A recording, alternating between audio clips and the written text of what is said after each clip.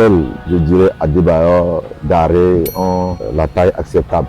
Moi, dans ma vision, je me dis que le Togo est un pays où les joueurs, leur morphologie ne les avantage pas. Qu'est-ce qu'il faut faire? C'est mon idée à moi. En Europe, quels sont les pays qui utilisent les gens qui ont la taille comme les joueurs du Togo? Allez-y, cherchez ces gens d'entraîneurs pour venir nous former. Au lieu de nous amener des entraîneurs tout de suite qui viennent, pour le titre qui viennent et qui nous font savoir qu'on va aller à la Coupe du Monde, on va aller à la CAN. À la fin, on se retrouve avec 0 points et puis on recommence. J'ai l'impression qu'à chaque fois, on a dans la bouche, on reconstruit l'équipe. On ne reconstruit pas l'équipe sans base.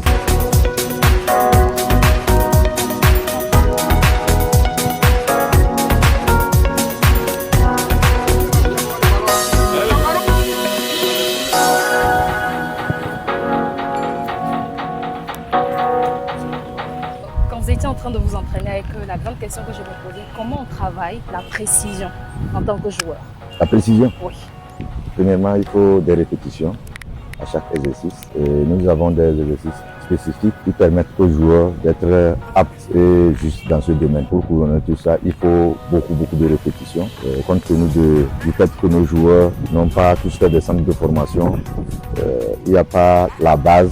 Nous essayons de beaucoup travailler plus ici, dans ce sens, pour que ces joueurs puissent être à l'aise dans la précision. Comment repérer tous ces talents? En tant qu'ancien joueur, il est, je dirais, un peu facile pour moi de les repérer parce qu'il y a quelque chose que moi-même j'appelle un talent brut.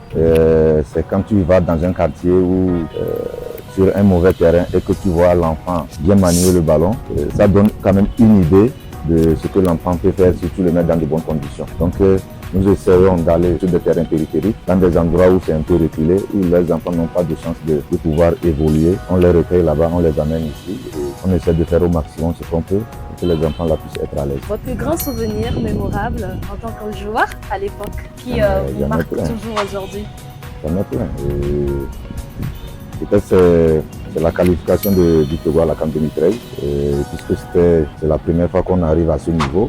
C'est l'un des trucs qui m'a beaucoup marqué. Personnellement, c'est mes débuts où tu joues au village et puis quelqu'un aussi comme moi vient te repérer et il t'amène directement en première division. Donc voilà l'étape où tu es innocent et on t'amène vers l'élite. Moi, là-bas, ça m'a beaucoup marqué. Qu'est-ce qui s'est passé et puis ce recruteur m'a vu, je ne sais pas, mais... Jusqu'à aujourd'hui? Jusqu'à aujourd'hui. Je ne l'ai pas demandé, je n'ai rien fait. Malheureusement, il est mort, mais je pense que... C'était qui? C'était le coach Soazinacha.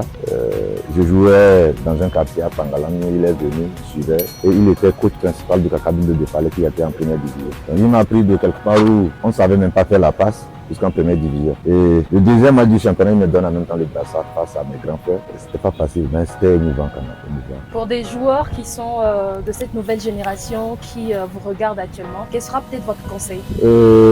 Est-ce que je suis bien placé pour conseiller? Ah bah oui, vous avez beaucoup d'années d'expérience.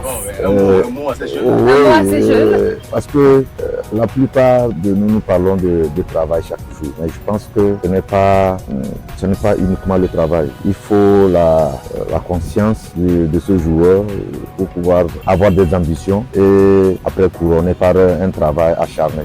Parce que je vois ces joueurs-là dans ces genres de circonstances qui pensent uniquement tout de suite à l'argent, qui pensent tout de suite arriver, brûler les étapes. Donc, moi, ça m'écoeure quand je vois un jeune qui ne veut pas être formé, qui tout de suite vient. Par exemple, quand des joueurs viennent à ACK ou à ASCO, ils pensent directement à une grosse somme et ils oublient qu'ils ont des objectifs à atteindre. Quoi qu'on dise, l'objectif ne serait pas atteint quand tu joues à ACK ou à ASCO ou encore à Disco, mais c'est de viser loin, une vision, si je peux l'ajouter, une vision d'aller vers l'Europe où quand même ils peuvent gagner sa vie carrément plus à l'aise que au Togo. Quoi qu'on dise, quand tu es au haut niveau, forcément tu vas servir la nation. Donc c'est là-bas que je pense que les enfants, les jeunes doivent avoir leur idée d'aller très loin. Vous voyez déjà le terrain sur lequel on joue. Tu as 30 ans, tu ne pourras plus courir sur ce terrain parce que ce n'est pas un terrain adéquat. Mais quand même, c'est mieux par rapport aux années passées, il y a 10 ans. Parce que moi, je jouais sur le goudron. Eh bien, dernière question, en tout cas pour moi, c'est pour le foot en général, le sport du Togo de façon globale. Quelle sera votre vision pour ce football, étant une personne qui rêve grand, forcément pour notre univers sportif? Quelles seraient pour vous, si on devait avoir plus d'ambition, quelles doivent être les choses qu'on doit viser d'ici 3 ans, 5 ans? D'ici 3 ans, 5 ans, à mon avis, c'est peu. Pouvoir transformer les choses. Oui, pour pouvoir transformer les choses. Nous sommes dans une période où pratiquement rien ne va pour l'équipe nationale Fanion. Quand je dis rien ne va, il y a des trucs positifs qui ressortent quand on les va jouer, mais ce n'est pas couronné par les résultats. Donc, comment faire pour remédier ça? Il faut que les gens réfléchissent par rapport à ce football. Moi, je me dis que dans un premier temps, il faut les bons formateurs qui vont transmettre. Moi, par exemple, j'ai eu des grands formateurs dans le passé qui ont fait de moi ce que je suis. Et je pense que cette transition de anciens entraîneurs aux jeunes entraîneurs, maintenant, il n'y a pas cette expérience de pouvoir transmettre aux jeunes, d'avoir cette patience de conduire les jeunes vers le meilleur. Nos entraîneurs maintenant ont tout de suite dans la tête le résultat et puis on oublie le travail qu'il faut faire après. C'est comme un entraîneur qu'on nomme la veille, il vient, on te dit qu'on veut l'équipe. Tu n'as rien préparé, tu veux sauter, tu veux brûler les étapes.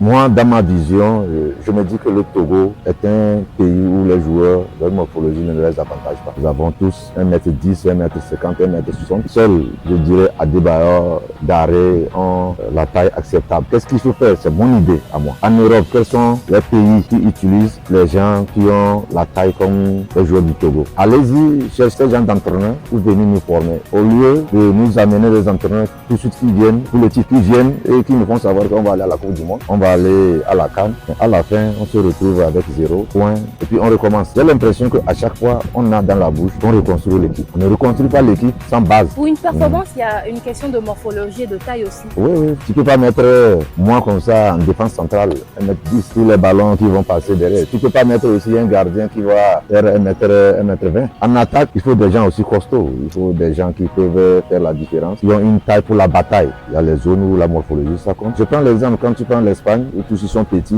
il y a la cohésion, tout ça, là, ça marche. Comment ils font pour trouver un beau football avec leur morphologie? Est-ce que c'est la même chose en France? Non. Est-ce que c'est la même chose en Angleterre? Non. Je pense que, en tout cas, du peu que j'ai entendu, il y a beaucoup plus de potentiel aussi sur le plan local, capable quand même d'orienter, de guider.